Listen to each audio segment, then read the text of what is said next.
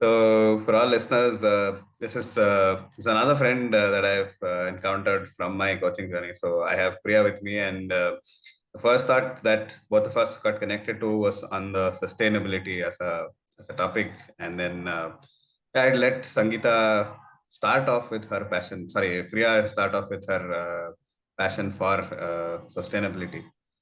So, Priya, over to you. Great. Thank you, Sunil, for inviting me to your podcast. This is a privilege to be, this is my first time to be on a podcast, and I'm glad Okay. that, I have that opportunity to do that with you uh, because it's our common favorite topic on sustainability. This is one aspect of it, right? Um, I am a sustainability manager for an IT company called Autodesk.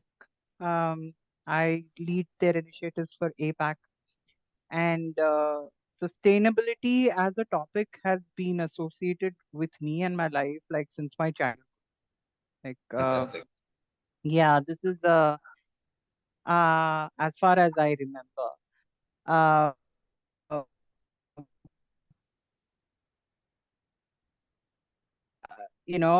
if you recall, we used to math club. And so I was one of those students in the school who started the environment club, and we Oh. used to rallying people, students and people to kind of do a cleanup drives or I used to do these at that time. Now we have Microsoft PowerPoint and presentation. At that time, I used to have these. My dad used to, my dad's into photography, so he used to create these slides and projectors, right? So I used to borrow those slides and show them what wildlife saving or conservation is all about, or show them pictures about pollution, water pollution, and etc. So it started off that way, and I wouldn't say I was so focused that I only wanted to do this. I did dabble around a little bit. I wanted to understand a bit more about what's out there for me. So I did my graduation in microbiology. I thought science was something that I'm a science nerd. I love everything around science. So I did take up microbiology. Then I realized it was too much into microscope. I need a big picture. And after finishing graduation, I moved to Central University to do my master's in ecology and environment.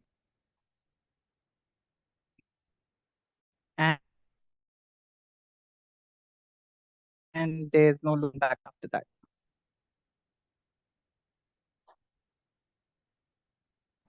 Yeah, that's interesting. So you started from school, and then you know, like you took me back to old school, saying those projectors and those slides. Um, now when you present to and say a global audience, do you miss that? I do actually, they the the storytelling format was still in your control when you had slides, like when you just had one picture and you had to tell a story behind it, right? It's probably the same now. I mean, with the PowerPoint, you probably have more variety that you can add. But then I enjoyed the limitation of showing just single slide or a single photo, but then understanding or weaving a story around it, right? Uh, I do miss it. I do miss that part of clicking the projector and moving the slides and uh, and the emphasis was on delivering the message, right? The emphasis was keeping the audience captured, right? And not stray them away with some gimmicks on the screen, but to use that to get them to engage. And I think that is also is what is being told now when we talk about whether PowerPoint or any other tech solutions out there to engage. The emphasis still is on how going to, what is your story? How you're going to tell your story? How are you going to engage? But somewhere we get drawn to the wonders of the PowerPoint or wonders of the of Google and solutions and everything out there. So I love storytelling, and I miss the old tech for sure. But I can't complain about the new tech that's available. It's making my job easier. I personally prefer to just put one slide, one particular photo, and basically run through that. Not really be bothered which color it is, what is that color going to signify, whether the manager is going to approve or not. Yeah. Yeah. Oh yes, the formatting is a big pain for sure. I mean, I wouldn't. If you ask me, I wouldn't want to go for presentation at all. Like I'm someone who like to use the whiteboard and drawing and create those, block diagrams and say, hey, this is what it is. It's going to lead to this. Tell me more. So I like to have conversations with people because that's when they open up and that's when they share.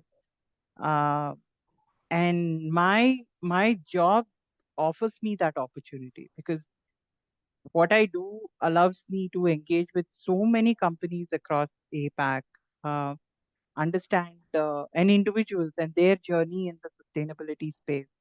So working with startups who are so enthusiastic to address a certain problem around, let's say, uh, you know, either in the construction space or even in the manufacturing space, they want to create products which are more sustainable. And when you hear them, when you hear them with all that passion and enthusiasm, you don't want to look at what's the background. You don't want to look at what's behind on the screen. And the same with customers who are in the established space, right? Um, they they all, I feel everybody is in the space where they know it's important. They know that sustainability is so important that they have to. But everybody's trying out their way to go beyond the hurdles, right? And find a solution. So when you start talking to, let's say, a design head of a construction company who has challenge maneuvering within their own organization, or a company who's looking to carbon footprint analysis and have no data available in the market for their particular thing. And when they're sharing their struggles, you feel good. You feel like, at least I feel like I'm in the right space. You know, we we might not have the correct solution to save the world or ourselves, but we are all sharing the intent to do good. So that kind of gives me the fulfilling factor of um, being in sustainability. So interesting. So, what exactly do you do in your current role that puts you in that good space of having the intent to save ourselves? Now that's the big revelation. It's not saving the world; you have to save ourselves. Of course, the world and you are not very different, are we? Like, I mean, how can you not save yourself and just save the world, right? That's so. Like I said, I've studied ecology, and ecology is all about interdependency, right? Uh, so Sunil, do you remember I don't know if you still had the same game that I used to have. We used to write this on the books, okay? Address. Said we would write our address and we'd say, okay, RR Nagar, and then we'd say Bangalore, and then we would say Bangalore West or South or whatever, and then do Karnataka, and then we expand it to Earth and solar system and beyond, right? Yeah.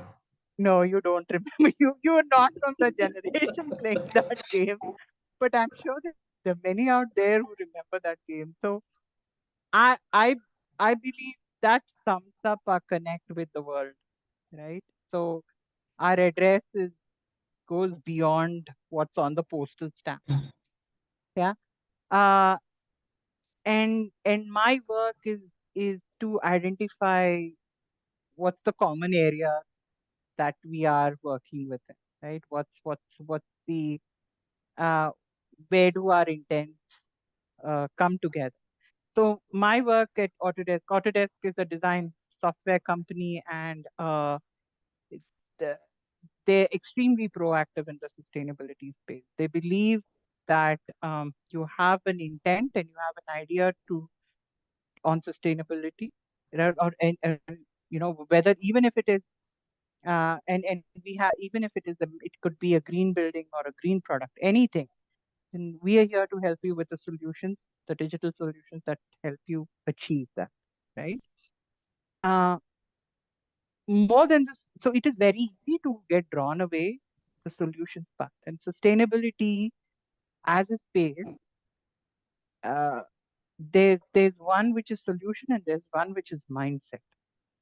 And personally, I feel sustainability is the only space for mindset change. Solutions become a tool to achieve what you have, right? Yeah. It is essential to have the solutions for sure, but then if your intent is strong, you will work with the tools to achieve that, right? So my work allows me to understand the mindset of the people, working with some of Autodesk customers, working with Autodesk internal organization, sales, customer success, product support. So my work allows me to engage with them, uh, understand their intent and interest in sustainability. As a subject matter expert, my work is to help them to bring up to speed on sustainability, bring up to speed on Autodesk point of view on sustainability, and give them the right tools and the right platform so they build the confidence to have that conversation with the customer. So it's a very fulfilling. See, you're smiling. It's a very fulfilling thing when I'm engaging with sales and I'm engaging with the internal employees as well as some of the customers, right? It gives me, it earlier it used to be a rare thing to find people who say, "Oh, I like to talk about sustainability too." It's very rare to find. And now it's like, when you see a lot of people, yes, I'm interested, telling me that I'm interested and I've done this, I've done that.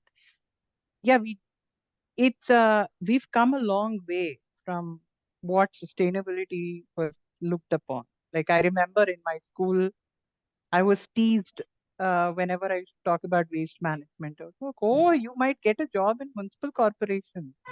I said, "Why not? It's a government job, and they do a brilliant work at keeping our neighborhood clean." So to now, where we are talking about total carbon and embodied carbon and water management and all those high-end jargon, we've come a long way uh, in putting our intent to practice. So I haven't lost hope in humanity as yet. Yeah. So that's a fantastic thing. So in terms of losing hope, I think I had this very interesting theory that it's called Theory U, and it's also quite active on a lot of media spaces. And they are saying, the biggest delta for us is that question of losing hope, saying everything is going haywire, and Catastrophe. Yeah. systems that are, going to sustain our hope. Because if you lose hope, then you lose everything. Yeah. Some of my parents and my friends and basically in that circle, they are like, yeah, why does it matter? Everybody is doing it. So what happens if you do something? It doesn't matter because you're not changing anything. So Yeah. Yeah. does it also come to you? The thought that what if I don't change? What if I don't do what I'm doing? Right? Uh, I think it is not about being part of the group which is doing it. I think it is, for me, it is more of an internal call, right? Uh, it's about getting a good night's sleep. And so I ask myself, if I don't do this, will I be able to sleep properly at night? Right? So it's just that. It's just that. and I've never felt, like I said, like I dabbled around a bit. I did study microbiology, even in ecology when I was studying all about conservation and wildlife. It didn't resonate with me as much as urban systems and urban ecology resonated, because that's where I grew up. I know how systems crumble around me, and I know how I live is going to impact my rural counterparts, right? So uh, it does, it does matter to me when about what I do. And even for this matter, right, like a simple thing, uh, the cleaning of the milk packets. I don't cut the last bit of the packet. I only half cut the packet and I pour the milk, and I have to wash the milk packet because otherwise it doesn't get recycled.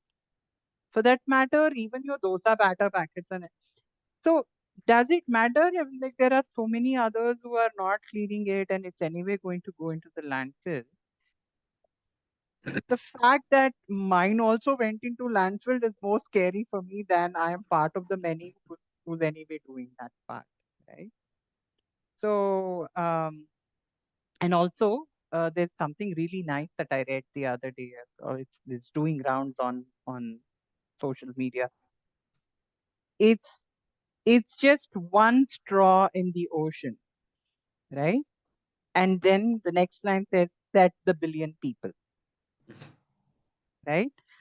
So if it's just one straw that I threw, but then this is a whole lot of billion people who are doing the same. So you're not looking around you. If they are doing the same, would you do the same? You won't. Yeah, so this is the same this thing for plastic bottles. So Yeah, one plastic bottle said billion people. yeah, It's a tough journey in a space where you know you're doing it because you want to do it, and then it matters yeah. for you. But then you see still not everybody sticking to it or not doing it. So it is a real rough journey, and yeah, it's good that some of us still have hope, because if we leave, then there is there's Exactly, nobody else to carry it. exactly. So, uh, this part about uh, sometimes it is burdensome. It you sometimes you'll be the only person screaming and telling and talking about it, is like how important it is to do it and why you need to do it. Like even for rainwater harvesting, right? The reason why people are doing it is because the pain of paying a tanker every summer and not knowing where the water is coming is scaring them. So hence they are looking at rainwater. But what happens with the waste is, you know, we are paying someone to take it away from our house, which is out of sight, right? So we don't see the pain. But the minute that the week they don't come, when you start feeling the stench, and then you start getting scared, we need to do something about it, right? Yeah. So, so my hope is, and that at some point these activities for people who are not doing what they have to do, whether it's individuals or organizations, somewhere it will pinch them. And that pinch is good. And I would like them to feel that pinch a little bit more, so that will help them to take the next step. Yeah. So I think the pinch is already being felt. Uh, Yeah, yeah, it is already being felt, and yeah, like you said, out of sight is out of mind. So for me, the first biggest realization of the humongous waste we create was when I'd been to a waste processing plant. mm, It was a like it was like now how Bangalore is full of apartments, and like mm, in two yeah, floors we have 20 apartments. That is how 20 mounds of plastic waste, yeah, unsegregated waste was there. So that was, say, way back when I was in school. Segregation was not so much of a thing back then. yeah, And then it also went to a sewage water treatment plant, and then that experience was enough for me to say, okay, we need to conserve a lot of things. And I said, some of the amusement parks use recycled water from this place. So a lot of us decided, oh no, we're not going to go to an amusement park after that. So Well, you picked up a topic which is very close to my heart, water, and so I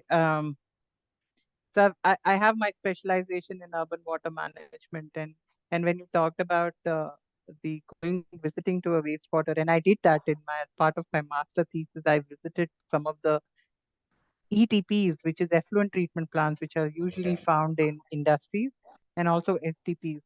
I'm telling you, it is um, very difficult for and to come back home and eat properly after that, right? Imagine these people who are out there doing the work, right? And I'm thankful that there are technologies which are helping us to clean the water and recycle and reuse it. And like for instance, city like Singapore is recycling to a level where it is portable. You can drink it, and that's where I trust the technology so much. It's like it's okay. You can absolutely rely on them because they've done the job. They're doing the job for us. So, but again, that's where the mindset comes in, right? Oh my God, it's recycled. What is going to happen? Even for that matter, the recycled STP water or the gray water in your apartments can be used for your flush tank, right? But people are like, oh my God, why do I need to use a recycled water? It's going to smell, it's going to stink, it's going to be a big headache to use. Well, you're going to save 10 liters, 25 liters, of water, 60 liters per household. So and cumulatively, if you look at a number, that's a lot that you can save. So, yeah, that puts me saying, some of us, like generally, I've had a say not the best of opinions, or not the best of say debates with people who come on saying, since I have not used, I have saved. For me, I am still at a hook. They're saying, like if it's not something great that you're doing. So specifically when I come to big companies like on their carbon neutrality and all of that, so like there's continue to do emissions, and then yeah. there's this greenwashing that happens, saying, oh, we've planted 25,000 trees, and that's like I use the word murder neutral. So I've Mhm. 20,000 people in another country, and then basically providing for a daily food for another 20,000 in some other country, wherein for you to spend that is literally cheaper. It's the cheapest. Yeah. So how can you say that I have saved so many liters of water, or I have saved so many emissions? It's a gray area. So they said gray It water. well, the thing is, there is there are policy provisions that help you do that to offset, right?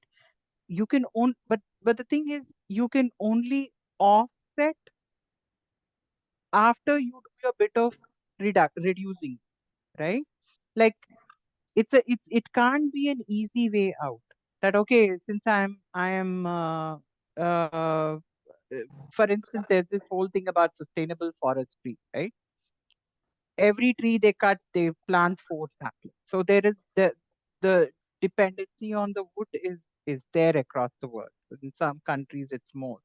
So they go by a process where they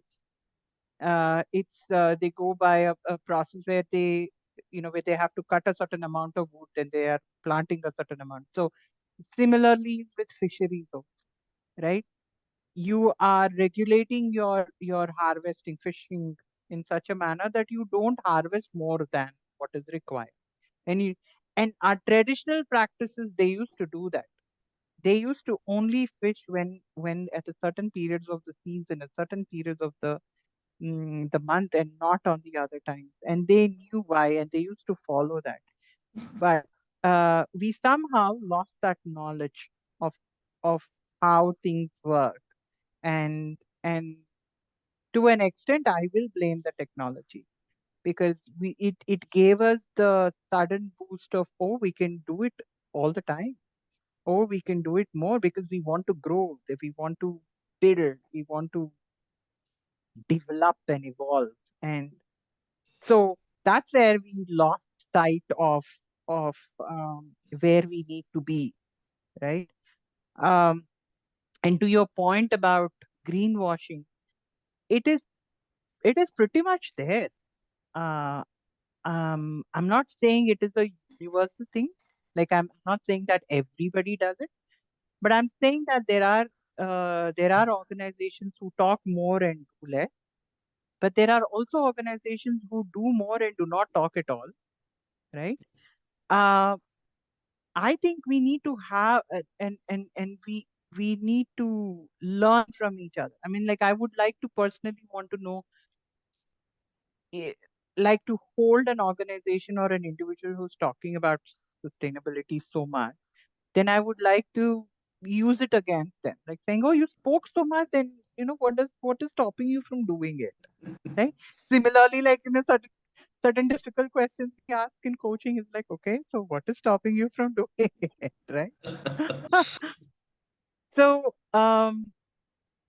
there are organizations uh, who use sustainability as a marketing thing. There are organizations, but who are doing their bit, or in fact more than what they can do to achieve the sustainability outcome. Uh, Ideally, offsetting can only happen only when you're doing your bit. First, check about how much are you reducing, how much can you recycle, how much can you reuse, and what's left can you offset, right? It's definitely, I agree with you on the part that you cut a few trees and feed a few. It's not an it's an unbalanced equation, right? It doesn't the RHS doesn't match with the LHS. Yeah. So I know, so you're a full-fledged math nerd, or like Science nerd, not math. science nerd. RHS is equal to LHS. So the next thing was a hence proved. I think that It's proved. that was Yes. missing. Yeah. Interesting. Yeah, I do see a lot of organizations that are doing, but then they're not showing off, and they're doing it. There are organizations that don't do anything, but then their media pages are filled with so much of Yeah. wow content. So I think it's more of also our attention span. People who've done plantations, who built forests. So we don't really look at this. If there is no jazz in the story, I think we're not really seeing it. There's a So true. So glamour to true. sustainability. Yeah.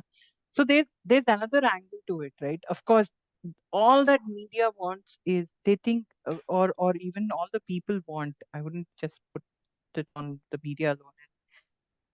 They want a success story, and they want a quick success. Like, you know, or somebody's created this product. We found a solution for air pollution or vehicular pollution. Like, what about adoption? What about economic cost benefit analysis? What about who's going to produce it, manufacture it? What is your go to market strategy? Like, that guy has to live. The one who designed it probably has to survive too, right? So there are so many aspects to it that we we don't have the patience to wait for it to fructify, right? To realize it in the market. And like you said, we all want the messiahs and the heroes who are for lifting the world up, but we don't want to know how it is being done. We don't want to talk about the challenges we don't want to know what's a collective responsibility to make it happen, right? Like like you said, uh, it's the same way when and then there is other part to it, which is about the wow factor, right? The wow factor. Everybody wants something new. Everybody wants something that they have never seen. Like, if I tell them, oh, rainwater harvesting is good. Oh, but madam, everybody is talking about rainwater harvesting. There's nothing new to it. But these people have done it in a very nice way. They're reusing it and they're recycling. That's an old story, madam. It's not going to impress them. Why not? Right? Yeah. So, I so there's also the I want to connect it back to the hope part that you said, right? Like some of us are still holding on to hope. And I strongly believe that every small story, success story, irrespective of the wow factor or non-wow factor, has to be told, has to be shared, because there are not enough good stories out there. There's not enough repetitions of good stories, right? And I strongly believe, from a very, very philosophical and spiritual angle, that we should never hesitate to share our success. We should never hesitate to share our good story, ours or anyone else, and keep repeating it till it hits someone's mindset, right? Yeah. I think repetition does help. So and generally, yeah, hope is the only thing left right now. Hope and action, and I do see a lot of people doing it. Some in their say small capacities. I think it's very important to share stories of people doing it, and then even maybe not perfectly. There's a lot of perfection that's associated with doing things. I think that's also a case. So I've been Correct. I've been fashioning this coconut shells into Right. holders of your soap holder, your soap or your normal mug, so you can use it and Yeah. Yeah. so I wanted to share that to more and more people, saying, this is a sasta way of you have a coconut, that works for you, even if it works for you for 3 months. Yeah. Still 3 months of same thing, and then another 3 months you could use another coconut shell. So you just have to Yeah. wipe it off, use it Yeah. for it or whatever. And the first thing that people ask me is like, that looks, it's not cut proper. It's not half and half. How can you expect people to take it and use it? So this glamorization of something that's to be sustainable or to be used is also something that's our own mindset problem. Yeah. It is. Okay, so if it is not glamorous, I would actually bring in the economics part of it here, right? There are so many small scale cottage industries and small scale individuals, companies who are doing this waste to wealth projects, right? We are we do not find them in fancy malls, but we do find them in your local markets, in a Chitrakala Parishad artisan uh, you know, exhibitions or something. So you can always go there and pick it up instead of just admiring it there, right? So you're putting the money into the green economy again. So you might not like how you cut the coconut and reuse it, but you can always inspire or encourage someone who's making it more refined for you, right? Buy it. It's good to put the money into the green business. We need more of that to happen, right? Um, yeah, uh, it's it is it is there. It is definitely there. We want it to be more refined. We want it to look very manicured. We want it to look very presentable. But it's in our bathroom, so it doesn't matter, ideally. Yeah. And um, yeah, so, like now that you said artisans and all of that, so you also did mention say traditional practices that we had that was sustainable, and the Indian Jugaad is is world famous. So we are somebody who remodel things, reuse things, and restructure things to get things moving. yeah, Right from our childhood, I think both you and me, like our generations, have been used to reuse certain things, yeah, something. yeah, Whatever's coming now is that it's a use and throw mindset. So I'm done with yeah. it. That's the end of it.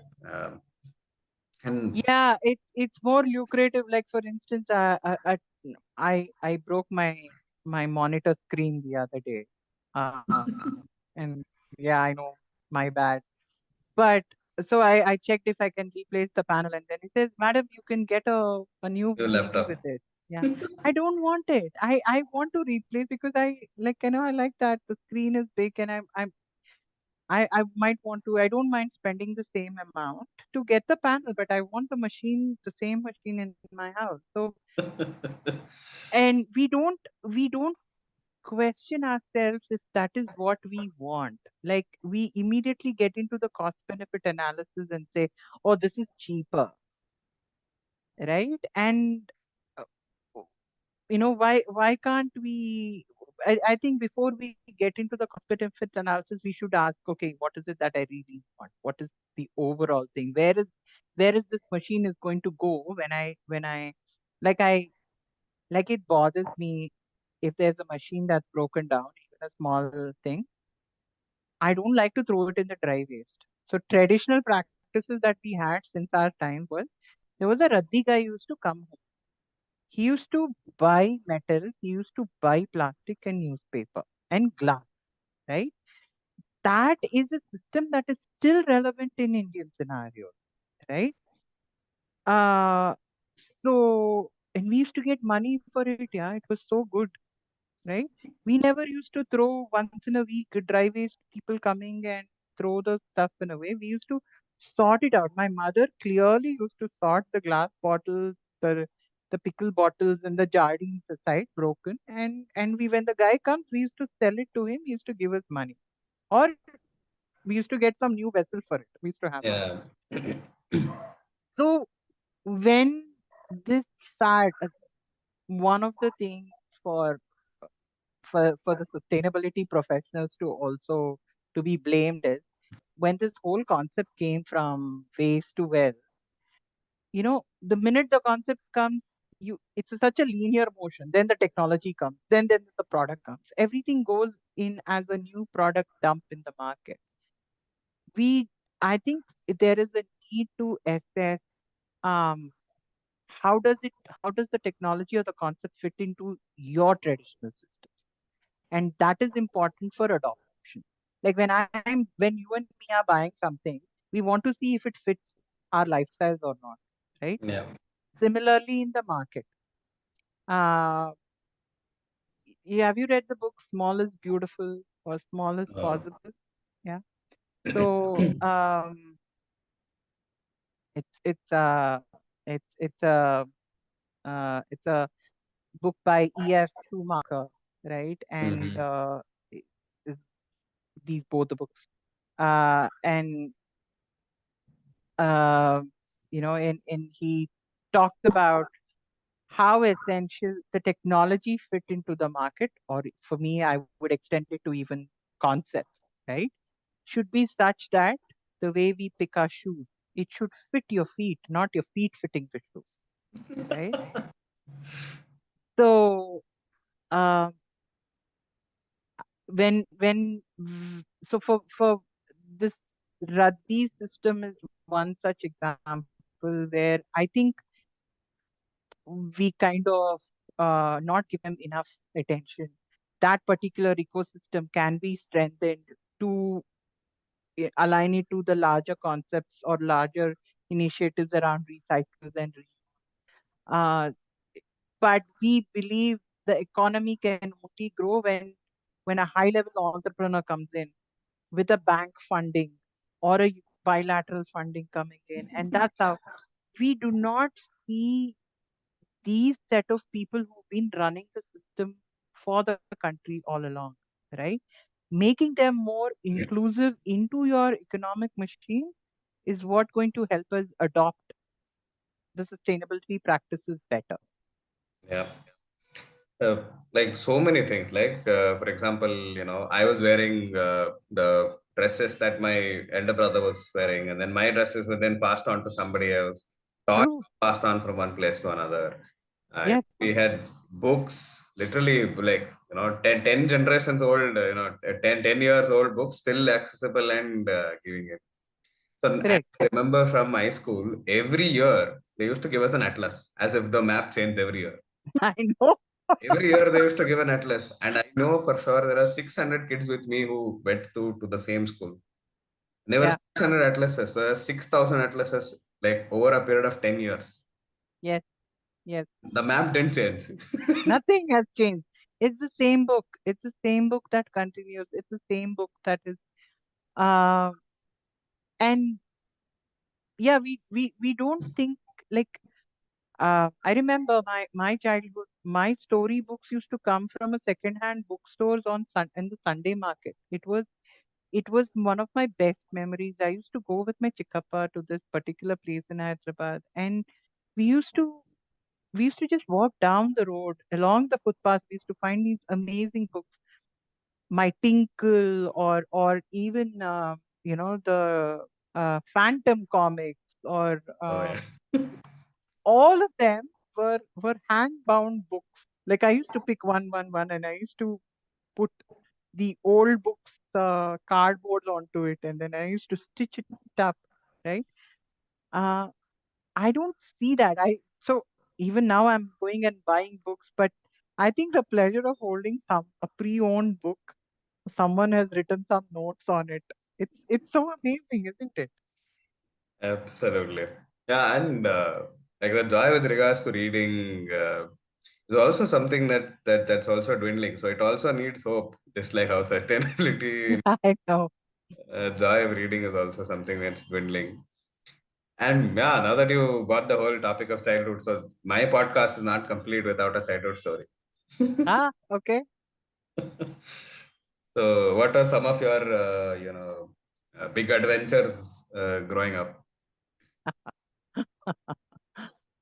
Oh, they were hmm, uh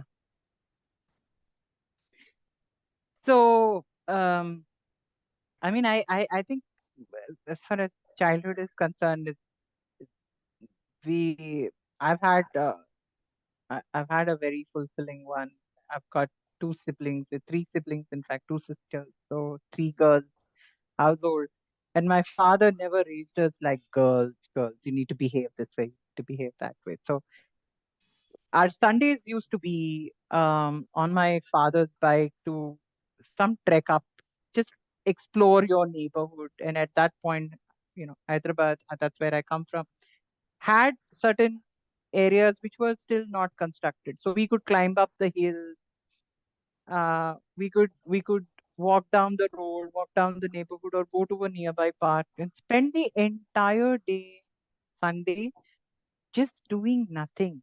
You know how guilt-free that experience was, Sunil? Like not doing anything, not worrying about next day's school, not doing it. It's just spending time, uh, knowing your neighborhood, and me and my sisters used to collect these pebbles, or some trinklets, and used to come and like think that we are on an adventure or something. We've identified some treasure.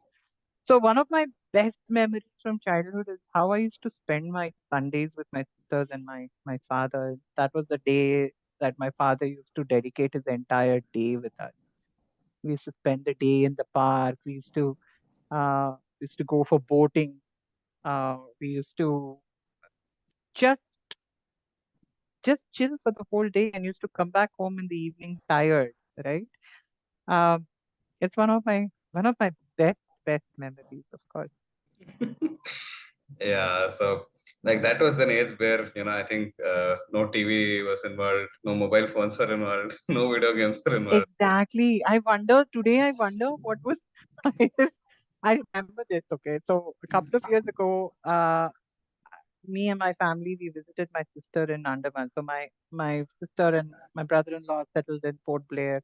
Um, so my brother-in-law is in a, he's also into that exploring new place. So he found this one particular island called Long Island at Port Blair, and it's supposed to be secluded from all the other uh, commercial places. The way we went was we missed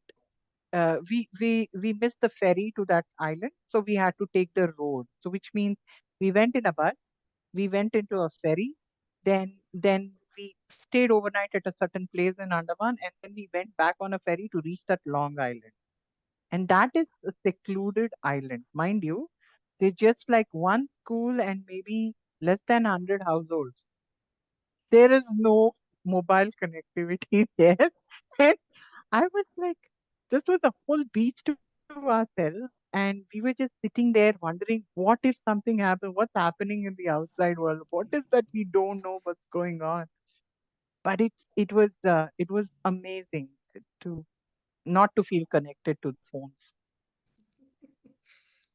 Completely out of the grid, but still connected with people. Yeah, with the people who matter. Yeah, And that I think is the most amazing gift, right? So you want to connect with people and people that you call your own. So you hardly find time nowadays to even have a normal conversation. And the elders, their generation is moving. They're yeah, slowly, yeah, wickets are falling. And then the entire story of hundreds of years of evolution is completely going with them. And yeah. here we are left with our stories. What did you do today? Oh, I was working for 20 hours in the office. How bad floods is in India, so how bad floods is in Bangalore. I was swimming from home, so our adventures are going to be totally different. Say Correct. 20 years down, Yeah, like, now that you put it that way, yes. I mean, uh, at some point in my life when I become a grandma, I don't know what kind of stories will I tell my grandchildren, right? yeah. Like I love my stories that my grandmother used to tell me, that they used to, like, very simple stories of how they used to spend time in the village, or the farming, or just doing nothing on the days, and they were comfortable with it. I hope we don't pass on the restlessness to the future generations. Yeah, I think we've already passed it on. That's why our attention spans are really really less. Kids nowadays, I think like the attention to what's being shared is all like kids know attention in LKG. Like what will you teach them in first standard, second standard? They Exactly. know it. That's a good point what you brought, Sunil. The hurry to know everything today, now. So I always wonder, if you want to know everything today, what are you going to do next? Why don't you pace it out? It's okay Yeah. to just learn ABCD today. You don't need to build a robot out of it, right? So it is like we moved out of the sustainability space, but I really like the this thing. So like Ajji stories and Tata stories were like so fantastic. Like oh we were going like they had like hundreds of cousins. And they remembered every cousin's name. So like Yeah, I don't know how many cousins and who's married to whom, who's the kid, where are they? correct. But my granny knew everybody. They had the time and they had the intent to be connected, right? So again, there's such a sustainability angle to it, right? They, they, and literally, right? Like the way we were raised, I don't remember how much time my mother spent with me, but I remember how much time my aunt spent with me, my chikkappa spent with me, my grandparents spent with me. So when they say it takes a village to raise a kid, it's true. So the Absolutely. question is, uh, are we creating that village today in our households, in our neighborhoods, that would be safe for our kids to grow in a right manner, right? The right story, the right Yeah. fun. The right fun, the right stories. And I don't remember, like you said, like having anything fancy. So we had no video games, we had nothing. We had a cricket ball and a cricket bat. And that too, it was so difficult to actually buy a bat, buy a ball. So if a ball Yes, goes off somewhere, it was like a whole gone. adventure to find it. Yeah, I know. Yeah, so like we had first surgical strikes, we like if it goes to somebody's house and there's Hitlerish aunties and uncles, is to do a real surgical strike as to how not to wake them up and then get the ball out of there. Uh, Exactly. Or if you it's like broke someone's window, that's it. You know how quickly you can disappear. Like, yes, yeah, and then they used to be like, we know you are the ones who play in our road. Appa, other than you, who is going to break? What did you gain by going out? So we'd actually broken somebody's window and they actually knocked on our door and said, Sunil, you are the one who broke the. How did you know? I know. 15 minutes before you are the one who was playing there. We know. We've been in this household for, we've been in this area for 20 years. I know who you are. No one True. comes and plays in this place. So Yeah, and I think our roots are very important, like even in a sustainability level. So our roots are very important. So Yeah. we had our own, like I don't know any household that still uses the traditional, the filter kamba with regards to water filtering. Everybody is an ROUV, like so many such things. Well, Sunil, the thing is the water quality, our sources are also changing that way, right? So i- it's it's not the same. Like I remember this, when I used to earlier when people used to, like in Andhra they have that, okay, in Andhra, like how we have in Kaveri. We're so proud of being nurtured by Kaveri water, right? It's the same with in Andhra where they say, oh, they are the Krishna water drinkers, they are Godavari water Mm. drinkers. But right now we are all tap water drinkers, right? Our connect with our sources of water has changed so much. So we don't know what's happening there, but we are happy that there is an RO that will give us safe water, right? So certain traditional systems have to be evolved. Like I would still take from the RO water, but I'll still drink it in a copper, thing. Uh, Earlier they used to have copper glasses. They used to store it in nice steel, not plastic, but in steel vessels or copper vessels, or even in summer the mud pot. I love the water from it. There's something Yeah. very earthy about it, right? I still have that in my house, right? We don't put water in the fridge. The fridge is for all the other vegetables. But yeah, some of these, I think it's you're right. Roots have to be valued, but also like I think uh, we also have to adapt to the changing times. So I wouldn't let go of my roots completely or the traditional systems completely, but I will see how it can evolve or best fit to my current situation, right? And I don't think it's non-doable. It's pretty much doable, right? It's just a matter of yeah, uh, your intent, your mindset. What do you want to? How do you want to go about? Absolutely. So, traditions and technology coming into one place. Yes, all under the umbrella of sustainability. Yeah, Yeah, sustainability is so huge that anything and everything can be fit in that umbrella. So, yeah, yeah, yeah. Including our grandmother's musranna in the morning from the leftover rice from the night, right? I would love that even. Summers were the best, right? You would get up in the morning and then you have what's the breakfast is last night's musranna with a dash of tadka to it. yeah, so some avgai or some upinkai coming into place, and I that's know. still done. No, like no questions asked. Absolutely. Yeah, the food. Food. The conversations cannot be complete without food. Yeah, yeah, yeah. Food is always, always on my mind, always on, everybody's mind. And food wise also, I think we are so very sustainable in many places. But now it's a changing tradition. So Yeah, yeah. but now it's a changing tradition.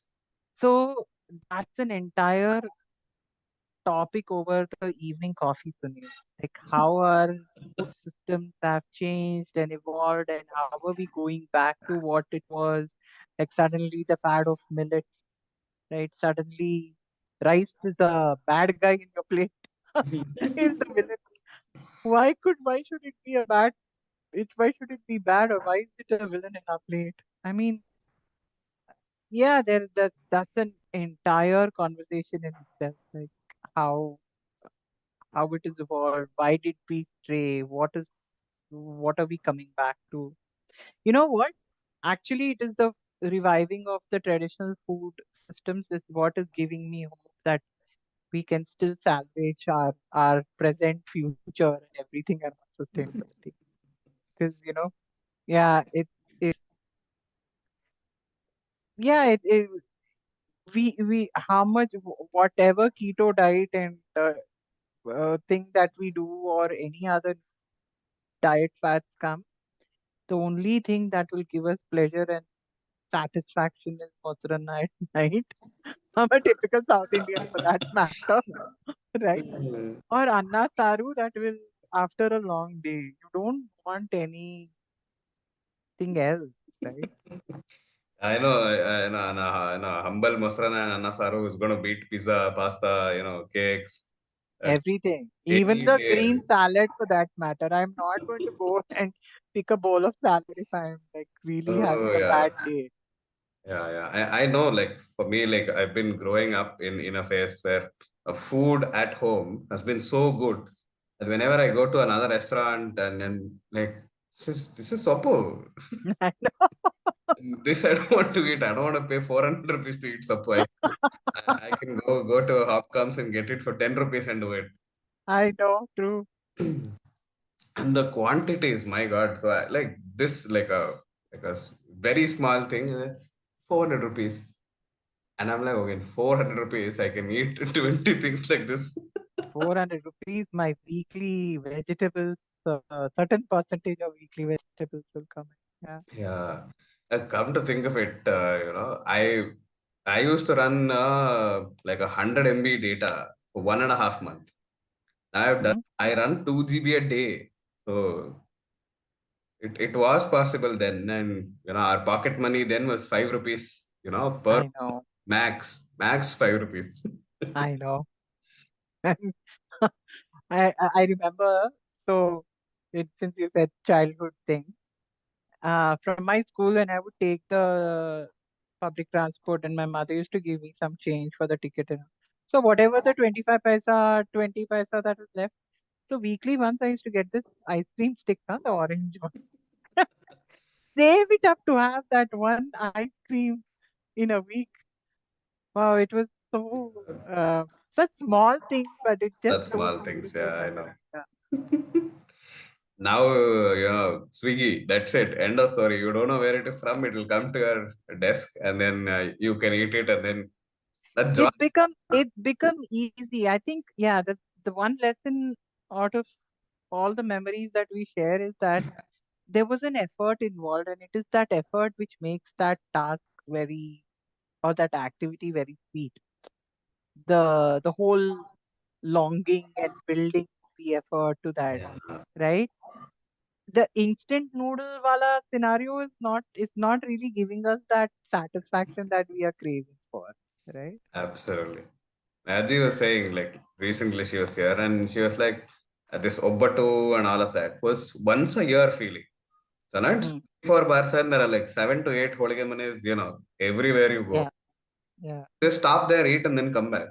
There is no excitement to you. So you're just consuming that as a delicacy. correct, 5 minutes correct, of excitement and then you're done. But for them, it was a whole year of build up saying photo is going to be happening, at Deepavali. correct, There's correct. so much of excitement.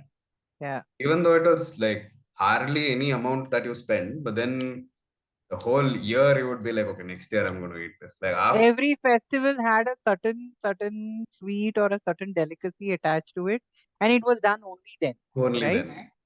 And the waiting for that Yeah, and was doing it also was a community feeling.